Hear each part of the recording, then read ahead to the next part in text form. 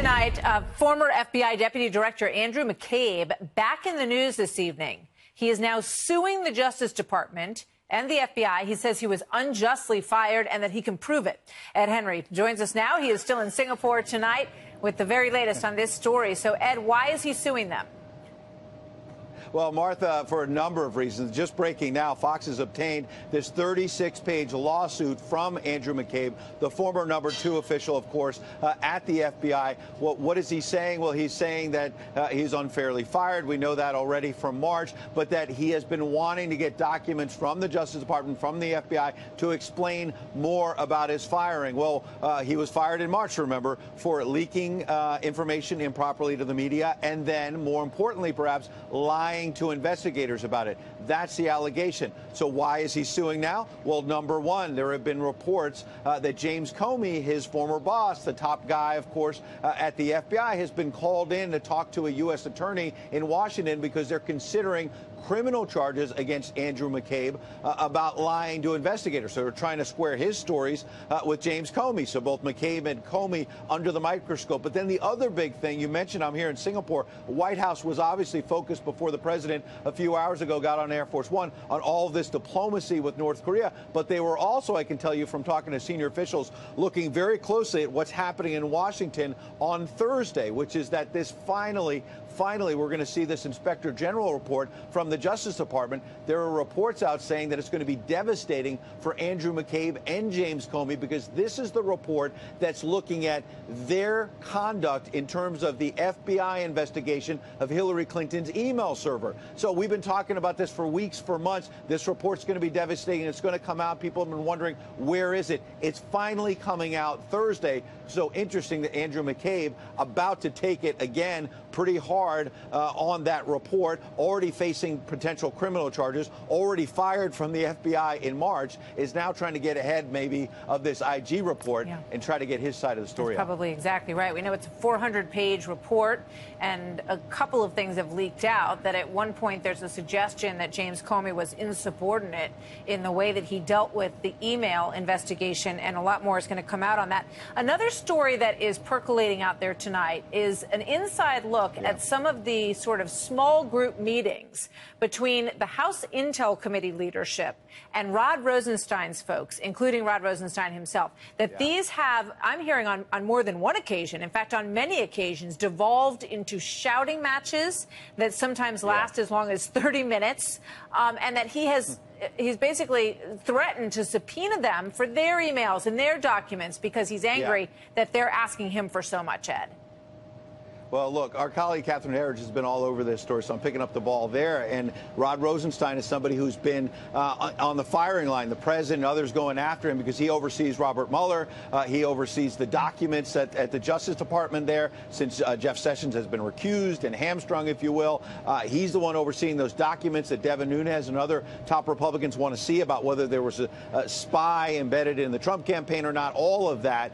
And you're right. From our reporting, it seems that Rod Rosenstein, under pressure to turn over documents, has warned Kash Patel, one of the senior aides to Devin Nunes and others, you know what? We're going to subpoena your emails. We're going to try to get some documents from you. And Devin Nunes and others have been put off by this, saying, look, we're trying to do legitimate oversight of the FBI and the Justice Department, and you're basically threatening us and coming after us and making a mockery of the oversight process. This ties right back to McCabe and the investigations of the investigators, basically, which is the president trying to change the narrative about Mueller and saying, what about Rosenstein? What about Comey? What about McCabe? Something's going to give in this situation, and we'll see what it is.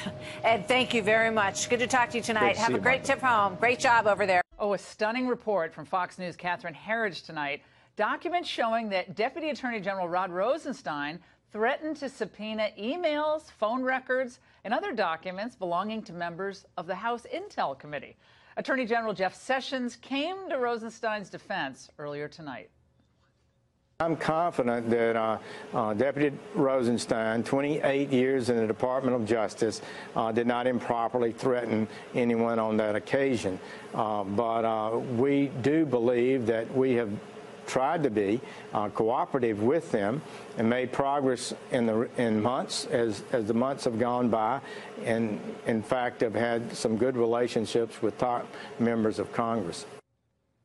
With the war between the DOJ and Congress heating up, two lawmakers join us tonight to make a major announcement exclusively on The Angle. Here are Oversight Committee members Mark Meadows and Jim Jordan.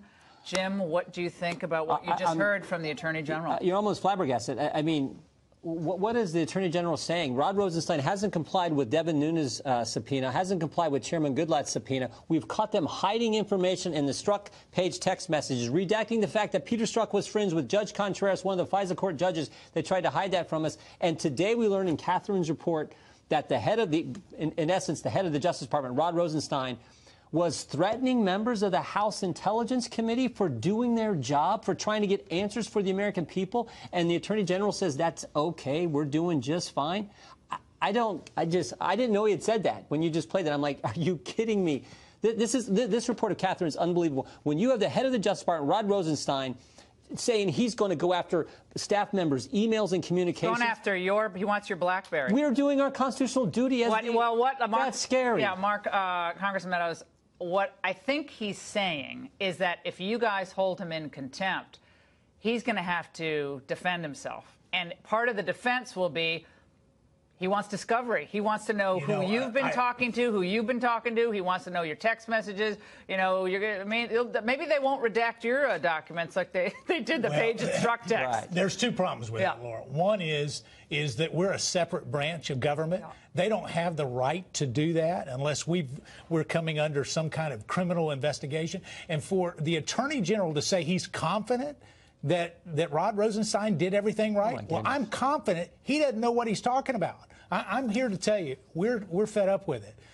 We've been working on a resolution. We've got a resolution here tonight that we're putting the finishing touches on. We plan to file that tomorrow, but really it's all about compelling DOJ to turn over documents so that we can do proper oversight. You know, if they have nothing to hide, turn over the documents. Jim's exactly right. This is just inexcusable.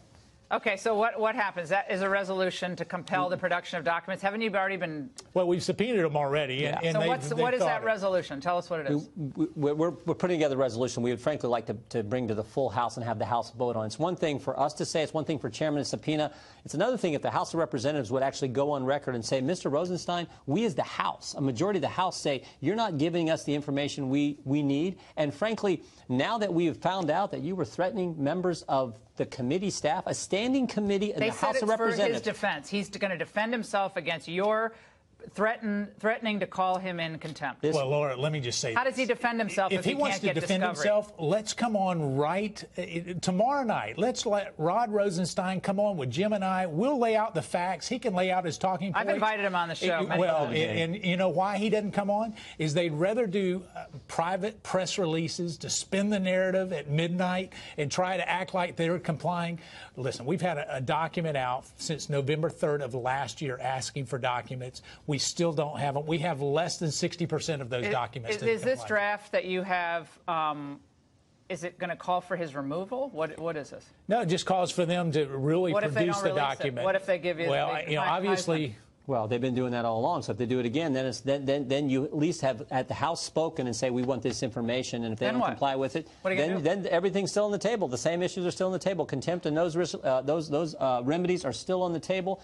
But we're like, look, let's have the House take a vote and send a message that a majority of the House agrees with us that you should give us information we as a separate and equal branch of government are entitled to get answers for the American people. Are we talking impeachment of the deputy? Well, I mean, obviously that's still something we have in our toolbox, but we will have a vote. I'm here to tell you tonight, Laura, tell your viewers, we're going to have a vote on the House floor. One way or another, we're going to have a vote, and we're going to make sure that we get those documents. Rod Rosenstein last month called this extortion, basically. He will not give in to these demands. How about extortion when you're threatening members of a standing committee, the House of Representatives, for doing their job? We know these individuals. I know who these guys are. They worked their tail off. These are the guys who helped put together that memo which talked about what went on at the FISA court and the fact they didn't tell the FISA court who paid for the dossier. And they didn't tell the FISA court that Christopher Steele had been fired by the FBI for leaking information. These are the guys who put that together, and they're being threatened by Rod Rosenstein. This is as wrong as it gets. What is your general thought on the constitutionality of this whole investigation? I mean, we've talked about this generally before.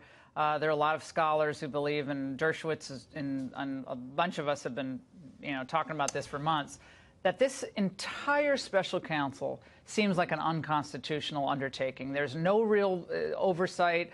They essentially have a limitless budget, even though Congress appropriates. It seems like they have a limitless Well, they budget. do have a limitless And the budget. president really can't remove them, supposedly, because it's bad for politics. So is there really any executive branch oversight if Rod Rosenstein himself is conflicted, as he's a witness? Well, basically? he should recuse himself. I can tell you, just based on some of the facts we've seen, he should recuse himself. But that aside, in this country, you investigate crimes. You don't go in and start to investigate and see what you can find and hope to come up with a crime, after you've investigated. And that's not the way this special counsel is doing it, and I think it's wrong. Didn't he say he was going to make the documents available to the so-called Gang of Eight?